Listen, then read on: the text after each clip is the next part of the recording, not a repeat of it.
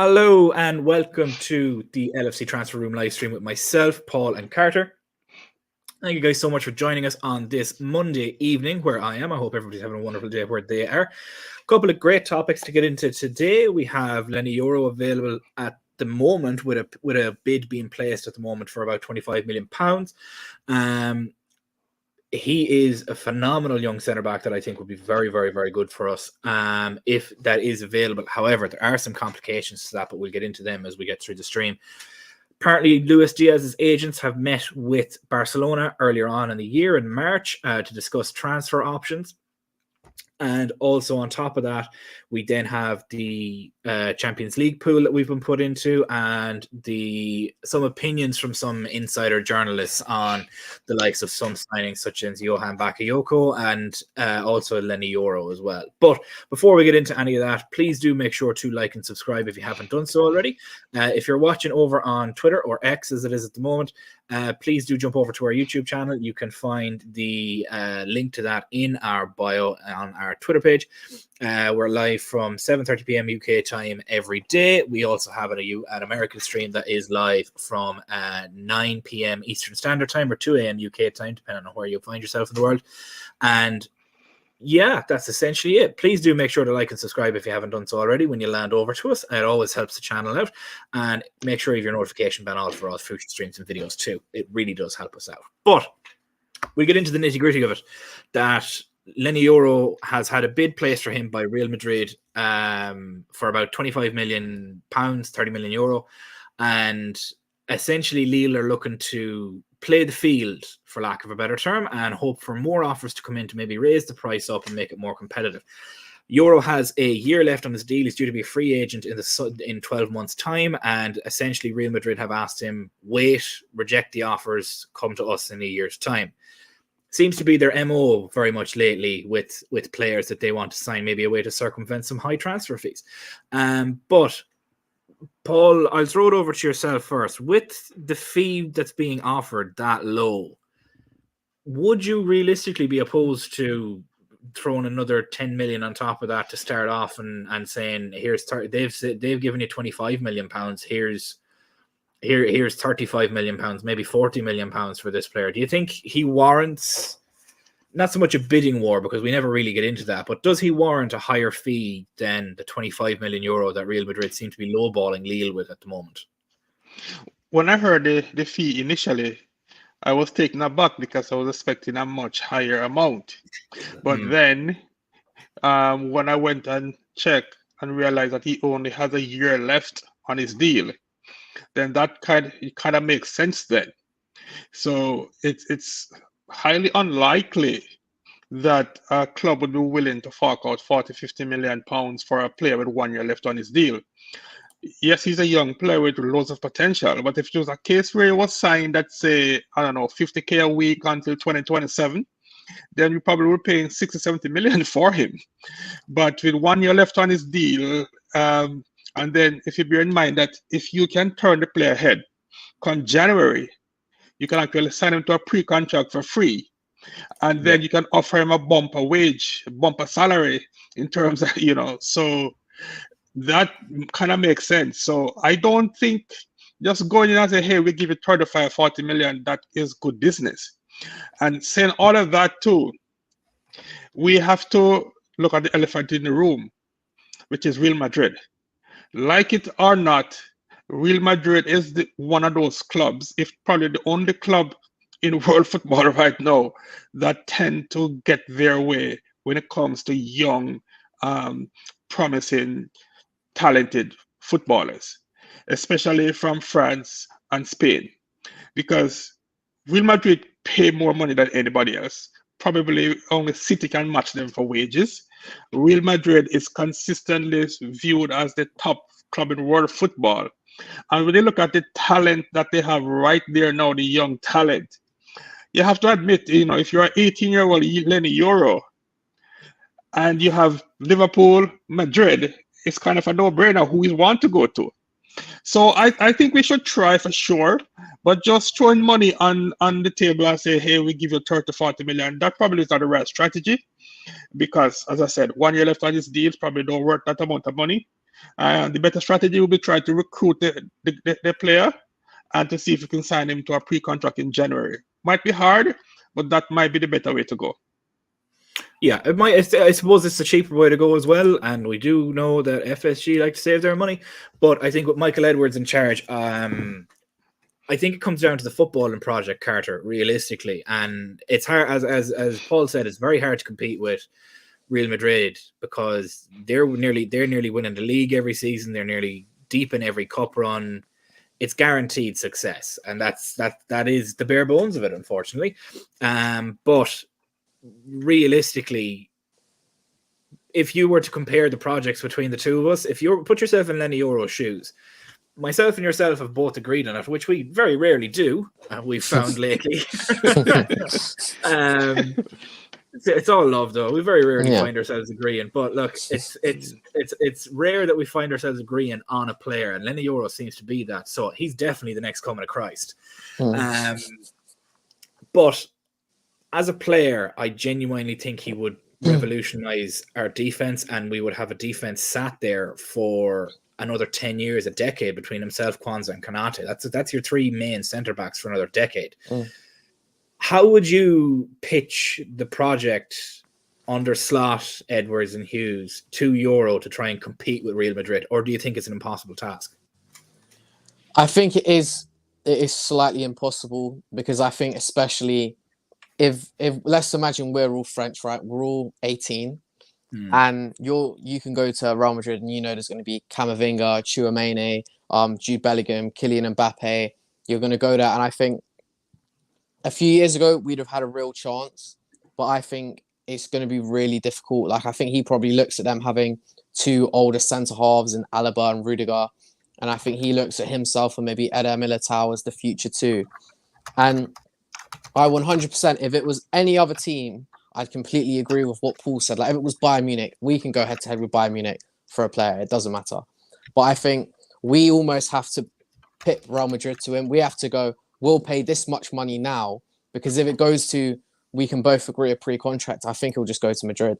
But I think if we can get in and secure a deal, he might go, well, I could have a big injury. Like, he probably won't, but he might go, I can go play in England. Konate's there. There's still Salah. There's Van Dijk. There are appealing aspects to playing for us.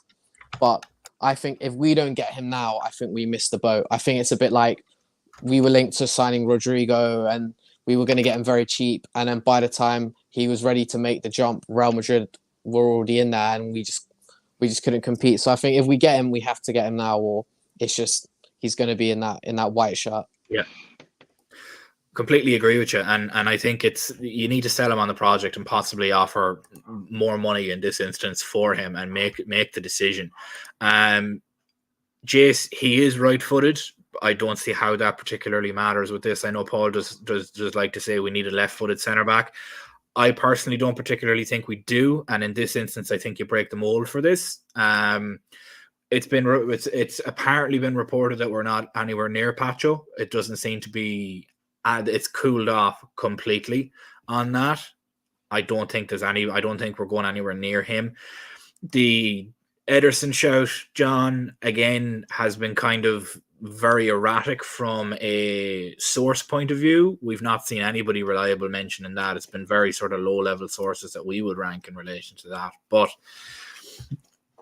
it is one of them absolutely just you're David against Goliath kind of things, and it's hilarious to say that, as big as a club as Liverpool are, being one of the most expensive and profitable clubs in the world, that we don't have to pull a Real Madrid. But then again, if I looked at it from an unbiased point of view, and I was told you can go and live in Liverpool where it rains 300 days of the year, and you'll be playing in the Premier League and everything, and you may be competing for things, which is the situation considering Man City's dominance, be it legitimate or not.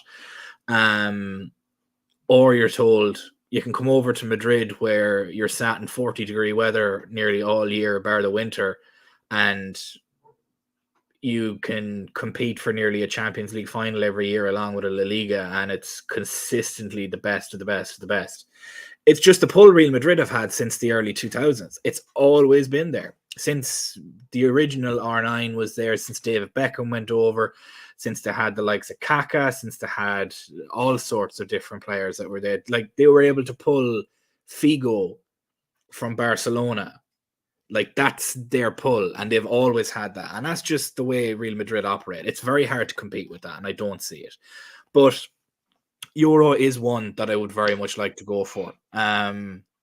Whether that happens or not is a completely other point, and it's looking less and less and less likely, unfortunately. But with that low of a fee and only 12 months left, possibly. Here, there's a question here that I'll throw to yourself, Paul, from Luke. Would you take Jarrad Branthwaite at left centre back? I would. From Everton, right? That guy? Oh, absolutely. He is young. He is my kind of centre back. He's big, physical, strong, and he's fairly quick. And he has a pass on him. It's not the finished article, of course, not the finished product, but the kind of guy that you can take a chance with. And of course, I like my left-sided, left-footed centre back.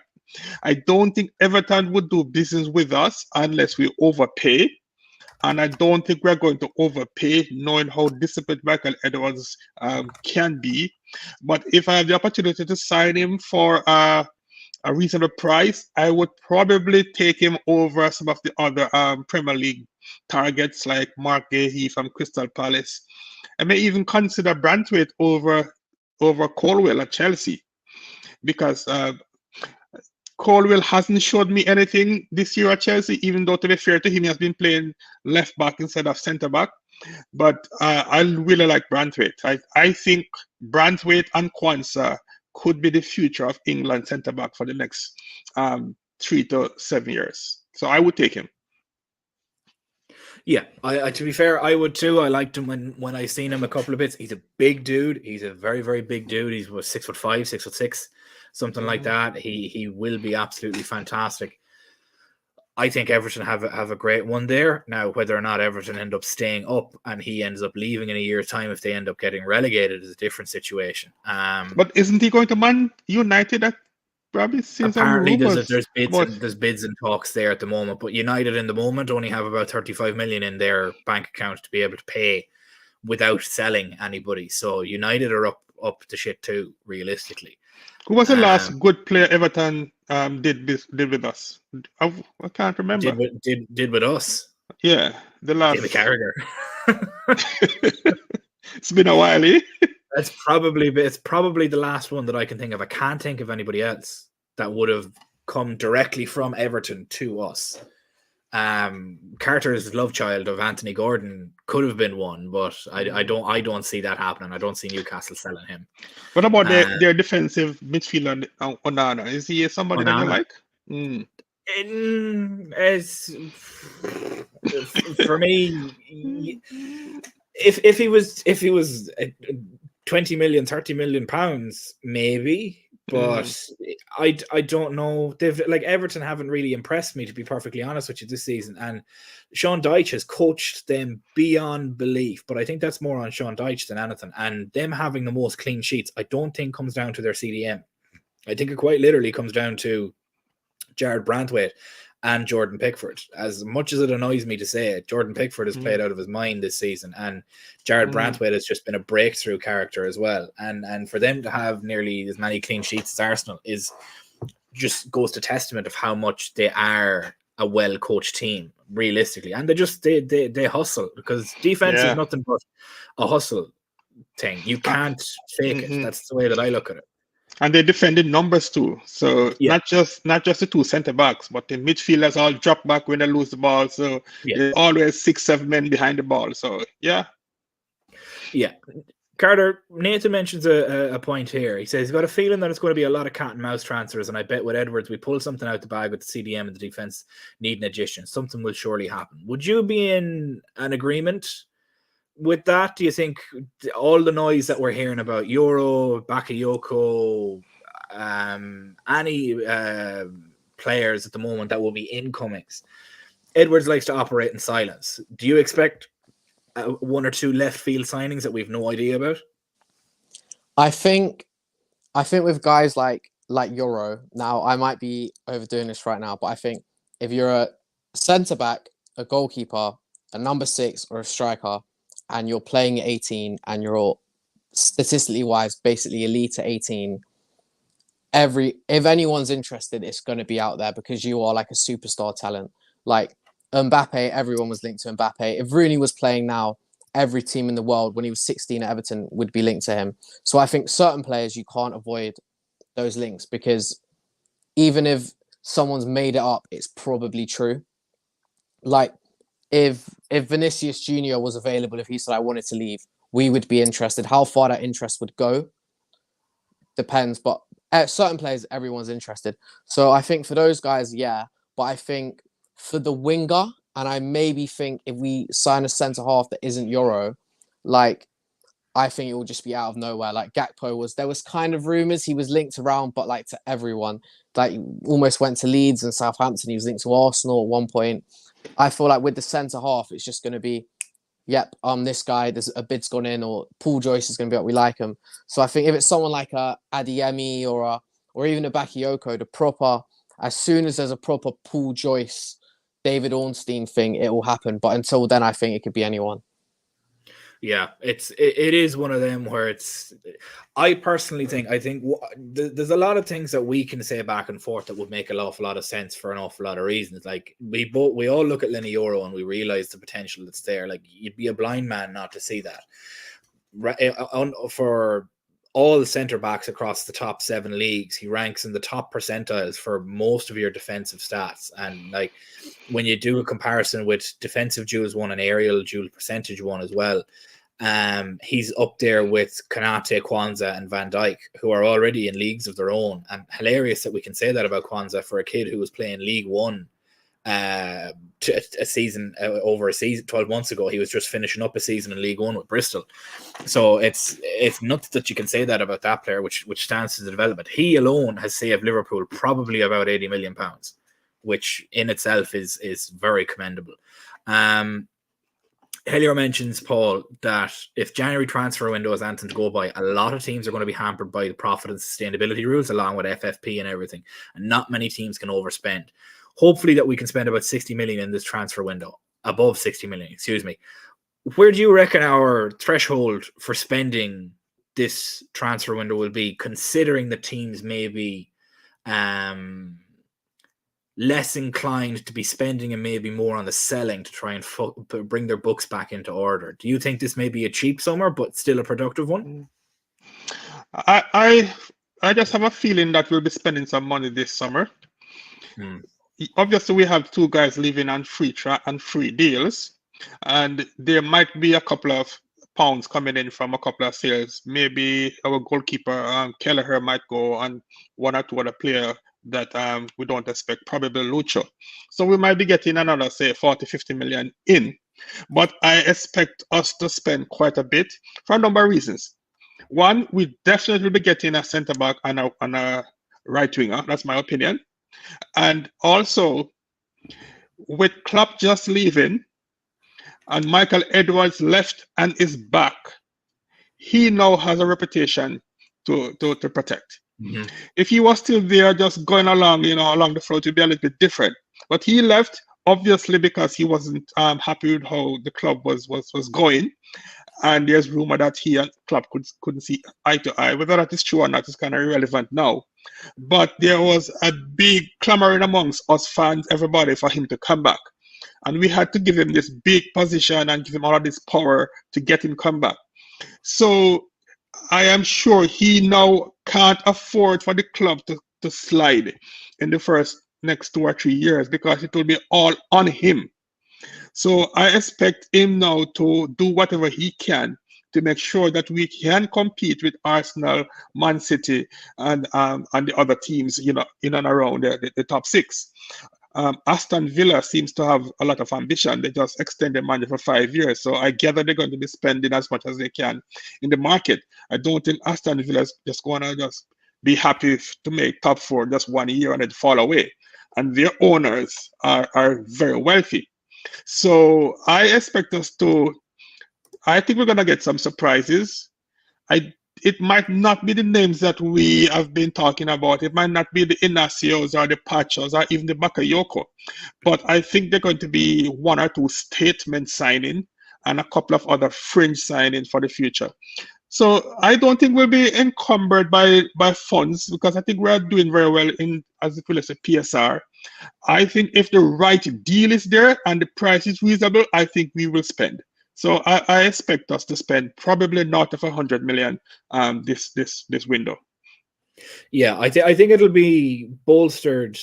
We'll get a number of signings, but I think it'll be a cheaper summer than most people will be expecting. However, the deals that we make will be cheaper than most expect, meaning that there'll be a lack of spending across the board between all teams, like with everybody clutching their pearls over profit and sustainability and financial fair play. Yes. It is going to be a seller's market, and bargains are going to be there to be had. And what a perfect time for Michael Edwards and Richard Hughes to make a statement in their first year in what could be considered an easy window to attack, considering how people need funds, and we've been so well equipped with funds the past while. But in saying that, there's been a couple of interesting opinion pieces that have come out. David Lynch was speaking on Anfield Index earlier today, and he had a couple of bits to say in relation to both Leny Yoro that we mentioned earlier in the project, and that he'd have to be really sold on the project with Liverpool. But a name that we've mentioned a couple of times in this stream already as well is Johan Bakayoko, who David Lynch has said that he's outside of the realm of the normal forward that Liverpool would go for, because in his words, and I quote, normally the forwards that we go for would have more, what's the word that he used? He said more goal scoring output, more solid goal scoring output over a number of seasons rather than just the one season. And I don't know, look on the numbers, but before we get into the numbers, I'll ask Carter and Paul on if they think David Lynch is right in that, given our signings over the past number of years since about 2016. Carter, with Bakayoko, he had 14 goals and 14 assists last season, and the season previous to that he had 9 goals and 6 assists. Does he strike you on end product alone? Would he strike you as the typical player that Liverpool would have pursued in a transfer window, bearing in mind the previous signings that we've made both at striker and winger? I think if Pep Linders was still here and Klopp was still here, I think so. And I know we kind of disagree on him a bit, because I think he has uses, but I see him more as a Jack Grealish, Bukayo Saka. I see him more as a guy who is talented. He's very technically skilled, but I think physically, I know he's big, but I think I just don't like how he scores his goals. I don't feel like he's got that step. Like you see guys like Gakpo having high dribbles. He's still got a decent amount of dribbles, but I feel like he dribbles in a different way when he's come to the Premier League. It's more turn on the half turn and drive with the ball and sort of go past rather than stand up and flick your leg and go past them. So I think if we build the team in the right way, I think he could be a success. But my only issue is I don't know if he's good enough to build a team around. If we sign him, great. But I do think he's one where you couldn't play him and Gakpo. I don't think there's enough in behind. I think you need a Nunez. You need a bit of pace to balance them out. And I also think another point to be made is Salah is Michael Edwards' baby. And maybe he looks at Salah as the ex flame who he still likes, and he looks at all these other people as who are these people? Why are they here? These don't fit our metrics. These guys, they're not suited to what we want. So maybe he still goes, I'll keep Salah at right wing, but Diaz, Gakpo, those guys, or Jota, I didn't sign them. I wouldn't have signed them to play left wing.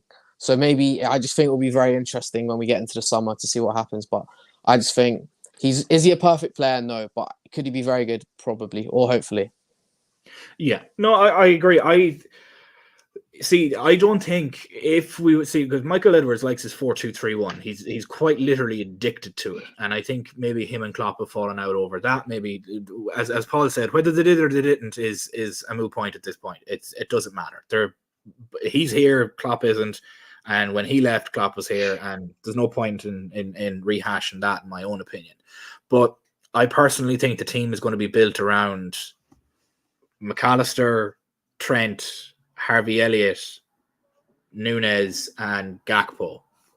Essentially them, not counting the likes of the keeper and in Alisson and your centre backs. I think it's going to be Trent, McAllister, Gakpo, Nunez, and Harvey Elliott. And obviously, as age profiles there vary, you'll see a build through the next 7 or 8 years with that as the core. I don't think we'd be building around Bakayoko. I think we'd be moving more towards our goals coming from our central player in Nunez. And I think a front line of Gakpo on the left, Nunez in the middle, and Bakayoko on the right will be quite a potent one. It allows for an awful lot of size across the front three. Pace is there with Nunez and Gakpo can invert on each other and allow Nunez to go out to the left and Gakpo to be the more central player. It allows more flexibility, in my own opinion. And Bakayoko is a very, very, very creative player. I think he could thrive in that front three, especially in the slot system. It's my opinion on it. I think it could happen. Paul, are you in agreement with David Lynch on his opinion that Bakayoko wouldn't be the typical type of player that Liverpool would go for, considering the goal scoring output over the last 2 seasons? Or like you said that you felt like he's very much like a Jeremy Doku that just has a higher output. Do you think David Lynch is right in what he's saying, that he's not the prototypical player that Liverpool would normally go for given goal scoring output? I don't necessarily agree. Liverpool will look at a player like Bakayoko, decide if he's the kind of player that we can use, and then put a valuation on him. If we can get him within the valuation, which my guess is going to be high 30s, low 40 million, then of course we will go. I think we will go for him, because his numbers last year are 14. They were decent, not eye-popping, but they were decent. So for 35, 40 million, I'm sure is a player that we would profile. Now, we will get a clue as to where the club is going, I'm going to say, in the next couple of weeks as it relates to Mo Salah. If we're dragging on into the summer and Salah is not re-signed to an extension, then somebody like Bakayoko or so on would definitely be coming in to understudy, hopefully to take over from Salah in 2025. If you see Salah gets a three-year extension, which in my opinion is very, very possible, it could mean that we are not yet ready to sign a Salah replacement unless we really find that person. Because let's face it, Salah is what, 32? Yeah, Jamie Vardy. He's 32, yeah. Yeah. Jamie Vardy, no, I'm not really comparing Salah with Vardy, but just to bring a point here. Vardy, I think, is 37. And Vardy is coming back into the Premier League for another year at least. And I don't name me another Premier League player that has protected his body more than Mo Salah. So if Mo Salah commit to the club and say, listen, I am not interested in going to Saudi, I want to stay here for the next 2, 3, 4 years, then the club would be in no rush to go and sign a right winger, unless that right winger drop in their lap, or it's just an eye-popping talent that we can't pass up. So if Bakayoko for the right price and the right profile and what happened with Salah, if that makes sense, then absolutely. But I am not so scared about the 14 goals as not being enough. Now, granted, when we signed Darwin from Benfica, he had a monster year in terms of numbers the year before. But then the price that we paid for Darwin is like twice what is being quoted for Bakayoko. So there's your difference. Yeah. So for the right price, I think Bakayoko makes a ton of sense. But if they're going to quote, they're asking for 60, 70 million, then no, it's not that, you know. As I said, I am not too convinced that Mo Salah is looking to that Saudi market. You know, everybody seems to think that he's going to Saudi either this year or certainly next year. It's possible, but I would not be surprised if there is a 2 or 3 year extension, because yes, he's 32, but the guy has a body that would fit a 25-year-old. Yeah, I completely agree. If Salah stays and is committed for the next 2 3 years, I think if he's handled properly, his numbers can continue. He can go back to his 2021-22 numbers. in this team, especially if the midfield is firing.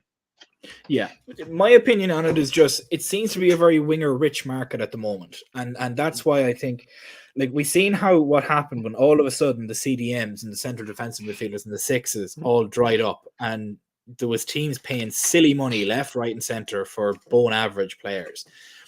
I think in a market that's you buy low and you sell high, essentially. It's the best way to go about it. And in a market that would have a lot of wingers that are available, and especially when Bakayoko and PSV are asking for less than 50 million euro, and 50 million euro would be a club record sell for them. So the fact that they're fine, they're reportedly fine with less than that, I think is something that is flying under the radar massively and could lead to Liverpool maybe spending 35 million euro, similarly to what they spent on Gakpo, and getting him and him coming in again. And even if Salah stays, I still think we need to go and get a right winger, purely because we need to future proof. And because of that, there's no point in waiting 12 months to pay double for a player. Like you've mentioned as many times as you have, Paul, as well, about Mohamed Kudus, of why would we go for a player and pay 85 million pounds now when we could have very easily gone for him a year ago and paid half of it? That's my opinion on it, and I think that's possibly the best way to look at it. And it's interesting that people say that David Lynch is right in that opinion piece, because I have the numbers here of players previously. So past 2 seasons, Bakayoko, 14 goals, 14 assists, and then 9 goals and 6 assists. Mohamed Salah, in the 2 years before he signed Liverpool, 19 goals and 15 assists in the immediate year prior, and then the year before that was 15 goals and 7 assists, and that's both with Roma in Serie A. Mane, before he was signed with us the 2 seasons previous, 15 goals and 8 assists, 13 goals and 8 assists in the 2 years previous with Southampton in the Premier League. Hilariously, between who's been the most prolific, it's Bobby Firmino and Darwin Núñez. Bobby Firmino, in the year before he joined us, when he was with Hoffenheim, it was 10 goals and 12 assists, and the year before that he was on 22 goals and 16 assists for Hoffenheim in the Bundesliga, which is nuts. Luis Diaz with Porto before he joined, 16 goals and 6 assists, and then 11 goals and 7 assists the year before that. And then Diogo Jota with Wolves in the 2 years before he joined us, 16 and 6 and 10 and 7. And then Darwin Núñez in the immediate year before he joined us was 34 goals and 4 assists, which is madness. So the only two that have really been prolific since about 2016, 2015 have been Darwin Núñez and Bobby Firmino. And maybe you could argue Salah with the 19 and 15, but he's made that so normal at this point, it's almost pedestrian to him. But it's very interesting to see, like, how somebody that's in a very well informed in Liverpool could say he doesn't fit the profile in regards to goal scoring output. And you look back over the last number of years of who we signed, and he kind of seems to does. That's maybe it's just him saying it to throw people off the scent, and Michael Edwards is saying, "Yeah, go on, say that. We'll be fine. We'll go in then we sign him for less when they think we're not interested." Or it could be something along the lines that I don't know, but it's interesting. We have Ola Appels here who says I think we should get Bakayoko because he can play both wings comfortably as a replacement for Luis Diaz. We don't need a left wing. Carter disagrees with me on this, but we don't need a left winger. We have multiple players that can play there. We've Dominic Szoboszlai that can play there. We've Cody Gakpo that can play there. We've Diogo Jota, if fit, before anybody jumps down my throat, that can play there. Darwin Núñez can play there in a pinch as well. There's 4 to 5 players that can play there as it is at the moment. There's no need for any more than that. It's too many cooks in the kitchen at that point, in my own opinion. And Cody Gakpo is hilariously good from that position, albeit in a small sample size. And I think he fits the slot system very, very well. And Carter disagrees with me on that. But I think if Trent holds the width on the right, Gakpo can fit into that left wing role perfectly. If he wants his left back to be the one that holds the width, then Gakpo can't play there. I get that. It needs to be somebody else that can come in and be an inside forward, which is where maybe Núñez could thrive in that instance. But if it's the right back holding the width, I think the left winger needs to be somebody like Gakpo. But with that as well, David Lynch has also come out and said he's had a number of different opinion pieces that he's mentioned today in regards to players. And he's also said that we probably won't be getting a CDM without any departures. Realistically, though, Carter, who in this current market is worth the money that they're being offered for. Like Florentino Luis has been quoted as about 30 million euros from Everton that was immediately rejected by Benfica. He's one. Cacaret, who plays for Olympic Lyon, is another. We have then Mats Wiffer as well, who plays for Feyenoord. I don't think we're getting him purely because Feyenoord won't let their best player go and their manager go to the same team. The realistic signing, who is it for you for Liverpool to play in the CDM role? And do you see it being different players for if we play a double pivot or different players if we play a singular six? I think it's really, as you kind of mentioned before, there's no one really there now that Rice has made that move. And I think looking at it, I almost think we're going to have to get a bit creative with our solution. Like we've disagreed on this, but maybe there is someone who's a centre half or a central midfield, like more of an 8, who you look and think he has a skill set and can be moulded. Like Declan Rice made the step up from centre half to number 6. Bajcetic has made the step up from centre half to 8. So maybe like we did with Ronaldo, you sign someone who's a left winger and you play him a bit deeper. I think that could be something that happens. But if I was to say, I think there's one guy out there, and now I feel like because Thiago Motta looks like he's going to be Juventus manager, he's going to be completely untouchable. But I think someone like Locatelli would have been perfect. I think he's the only one who gets near sort of the Rodri type. Like Rice is more, for me, Rice is a lot more. I'm going to say I would rather have Rice than Rodri. I think he can do a lot more. He might not be as good at passing, but I think physically he's unbelievable. But I think Locatelli is as close to Rodri as you can get. And I think now with Motta there, he won't sell him. So I think this is the strength of us having this recruitment system instead of a head coach, because hopefully Klopp doesn't watch 800 games a week, but these guys do. These guys will have people watching now, have these numbers. So hopefully they can go and pick someone out and go, oh, we tweak this. If we change this, if we shift this, or he can work for us. So I honestly feel like the number 6 is going to be someone we've completely spoken about or someone we've not mentioned at all. There'll be no in between. It won't be a Decore or like a Palhinha. It will either be like Vifer, Chouameni, or it'll be someone none of us have ever heard of. Like this, it's like Endo. It'll just be no in between, I reckon.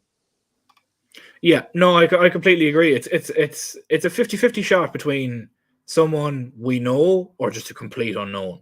And Paul, you've mentioned a couple of times of not your disdain, but rather maybe the lack of want towards a player like Manuel Ugarte with PSG.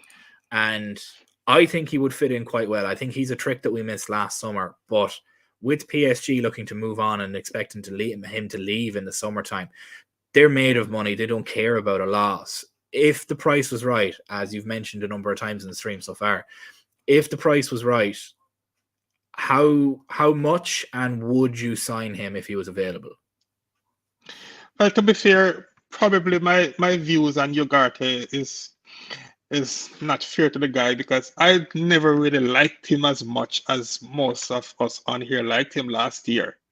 Because I keep hearing about this destroyer type 6, right? And what is a destroyer type 6? I don't want a centre back playing as a number 6. I want a number 6 who is big, physical, strong, but must be a ball playing 6. Or else it's pointless. Look at Endo. Endo is a small guy, yes. And Endo does what he does. He wins the ball and then he gives it to the better players. I need a ball playing 6 who can drive with the ball. And Ugarte is not that. Corey from Crystal Palace, he's not that. Onana from Everton, that's not him either. So I'm not saying I wouldn't go for Ugarte, but he would have to be cheap. In other words, I would not break the bank for a player like him. Obviously, we tried £100 million for Caicedo because we thought that Caicedo was that guy. So I don't see another Caicedo that's available right now in this market for that kind of money. That doesn't mean that we should give up, trying to get a 6. As you guys know, I've liked Matsui for quite a bit. As a matter of fact, we have been linked with him even before Arne Slot. So I really like him. He's my kind of guy. He's a ball playing 6. He's tall. He's physical. He's the kind of guy that he's close to Fabinho. So I would pay some money for, and then it's not crazy expensive. It's probably about 35, 40 million. So that's the kind of guy that we get. If we can't get somebody like that, then why not experiment with one of the guys that we already have? First of all, I don't like to see Maka in the 6 because he's too small. He's not physical enough, and I think he's better serving the team further forward. But we have some physical guys in the team. Yes, they are not defensive midfielders. But if we go to some of these guys, be it Gavin Birch, Curtis Jones, or Soboslai, whoever, and say, listen, if you want to be a part of this team and get regular minutes, you have to be prepared to be coached to do the hard work. Because if you can establish yourself as a number 6, that could be your permanent position. I would prefer us to experiment along those lines with these guys that we already have to see if we can strike lightning in a bottle. If it doesn't work, then January you go back into the market. But I prefer not to make a move than to spend $40-50 million on an average 6 then, if that makes sense. You know, Bicetic, I'm not sure if it's really a 6 or an 8, but I would also like to find out, right? So I really don't see any 6 out there that's worth the money that I would say, yes, go for this guy, because Rice and Caicedo obviously not available. I don't want Lavia. Well, he has burnt his bridges.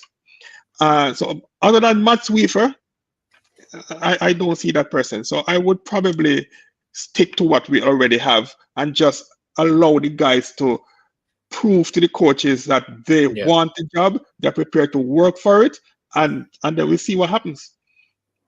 Yeah, it's myself. I think we need to get somebody in the 6th role this summer, because I think that could, as Carter mentioned in the group chat a while ago, a decent defensive 6 to play either in the double pivot or as a lone 6 could be the difference between 1st and 3rd, in my own opinion. Agree. And I think there is players out there that our model could identify. I think the 2 that play at Benfica are 2 options, Florentino Luis and João Neves. I think both of them are options. My personal opinion on the 2 of them, I'd rather Florentino Luis myself. I think he's practically a Fabinho clone. He's big, he's slender. I say slender. He's big, he's broad in the shoulders, but he's built like Firmino, just with a head of hair. And his numbers nearly identically matched to what Fabinho was with us for a number of years, and he's only 24. Now, Neves is a very similar player, but he plays more of the McAllister role in that double pivot, where he'd be the deep-lying playmaker, so to speak, but still has some very good defensive tendencies. It would be between them 2 as the dream signings for myself. Jay, who's on with us as well a number of times during the week, also identified somebody from Olympic Lyon, which is Kakarot as well, who's very much like a Rodri rebirth. He's very, very good on the ball, very, very good at advancing the ball and driving the ball forward, very, very good at finding and picking a pass, and very, very good on the defensive side of things. And realistically, again, we're just throwing stuff at a wall here, trying to figure out who a 6 could be. And it's just, there's a number of players that the market is dry, unfortunately. There's maybe maybe 4 to 5 that you could realistically go for in the European market at the moment that would possibly be worth half the money that they're getting quoted for. Like Florentino Luis has 120 million euro release clause. That's not getting touched, not even close. They'll be lucky to get half that, especially in the current climate. But that's not a reflection on the player, more a reflection on the prices being quoted itself, I feel. It's a very interesting time. It's going to be very interesting in the summer, and we'll see over the next 3 to 4 weeks, hopefully before the Euros start, of any traction towards a 6. My thoughts is, I wonder if clubs like us are kind of just waiting to see the Euros play out, because then you'd have guys like Florentino Luis playing for Portugal. I think he plays for Ugarte for Uruguay. Matt Sweet is injured, so he's out for the Netherlands. But because nobody knew much about Sofian Amrabat until the World Cup, and then he was the greatest thing since sliced bread after the World Cup. I wonder if we're not too sure, and then teams are kind of waiting to see what the Euros, how these guys should perform against top quality opponents before deciding what to do. I don't know. It's risky though. It's a funny one.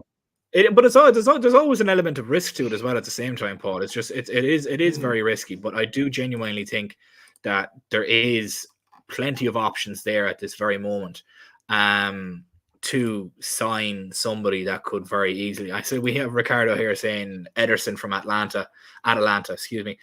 It doesn't do it for me personally. Maybe Paul and Carter might have a different opinion on that, but Haley are mentioning here about possible apologies. Haley mentioned here about João Neves, and he's just 19. He could very easily do very well.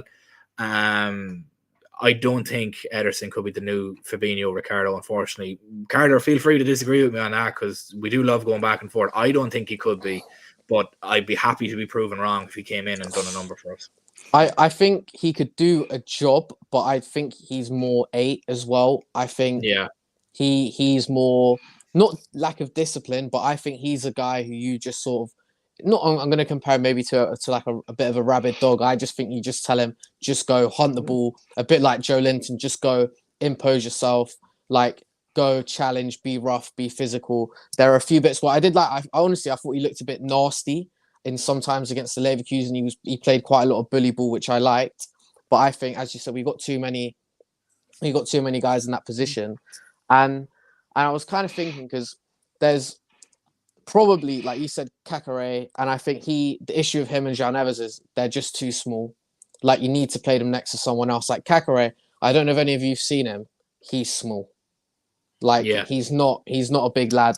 And I think when you're looking around, I think Kante was small, one of the best CDMs ever. Kante was like that. Kante's not like Kante was small. built like Kante's a brick shithouse. True. Like, I think there's guys who I would look in France, and I remember there was a guy who's supposed to be quite good called Camara, who's at Monaco, but he's had some issues with taping over a LGBT supporting thing, so I doubt we'd go near him. Yeah, I don't think so. I think now actually I might be wrong, and I know I sent some wrong information to Paul the other day, but I think statistically the Corre actually was very good for like progressive passes and stuff when he was at Lens in the French league. So I think he could be someone.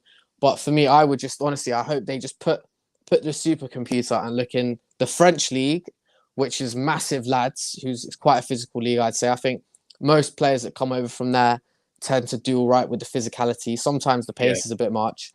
And I'd say, or look in Germany, because it's so up and down. Actually, statistically, it's not as press heavy as it used to be. But I think you need someone that's big and can cover ground. And I think if we could sign João Neves, great. Doesn't play well. We already have 8 players that play his position. I just think it's very different. It's just, I'm Redondo would have been one. Yeah. That's why I prefer Florentino Luis, who plays beside him. He's 6'2". Yeah. He's a much more physical presence. We have João Neves, we have McAllister. He's already there. So if you were to play a double pivot of McAllister or Trent and then have Florentino Luis beside them, that can just be the John Stones, essentially, who's a centre back who just moves up a bit. I think that's one option that I think could be very, very good, because it allows you to then have that player who can sit as a lone 6, be defensively sound, distribute the ball in the short to intermediate passing range, and then playing a double pivot and allow Trent, McAllister, Stefan Bajcetic to push forward and make it a 4-1-4-1 almost, which would be absolutely fantastic, I think, and allows an awful lot of... I have a question for Carter.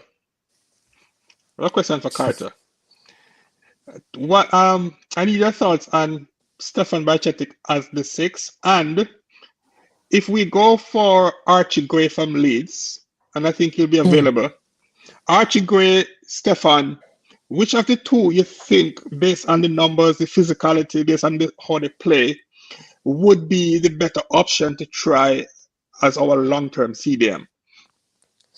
Maybe Gray. I think Bajcetic, I think the plan hopefully would be for him to be a bit like Frankie de Jong. I think he plays next to the 6. And I think Gray looks really good, and we did speak about him the other day. But the only thing that really scares me is I think he's played a lot of football so far already, And I didn't realize. I remember seeing him. He was like the youngest player to ever be on Leeds' bench, but he was 15 training under Bielsa. Look So at that Jude Bellingham. means Look no, at Jude. but Bielsa is like murder ball. Like he was doing, like the Leeds player said, you were doing more running in training. You'd be more worn out after training than you would in the matches. And you look at someone like Calvin Phillips, who's shadow of himself. Bamford hasn't lasted very long. He fell off a cliff. Like all these guys who were at Leeds have all massively fell off. And I think he will be great. And I think he could be really good for a number of years. But I do think that might be something to take under consideration as like Bellingham, even now Bellingham plays with a cast on, isn't he, every game? Like Pedri, Hansi Flick, I'd say Pedri, for me, possibly the best 8 in the world. I think he's unbelievable. But his legs, he's going to be Thiago. He's going to be probably like more like Naby Keita. He can't stay fit. His muscles just are worn thin. But yeah, I think that's going to be the Jude Bellingham risk. Situation in about 2 years' time. I think that's what's going to happen to Jude Bellingham.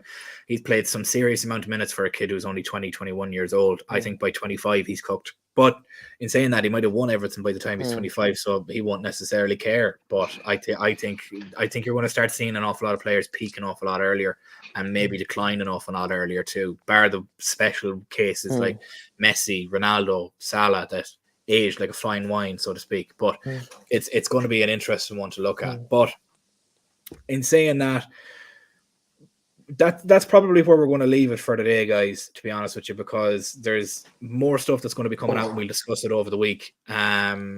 With David Lynch mentioning obviously his opinion pieces about maybe not getting a 6, which I think would be criminal.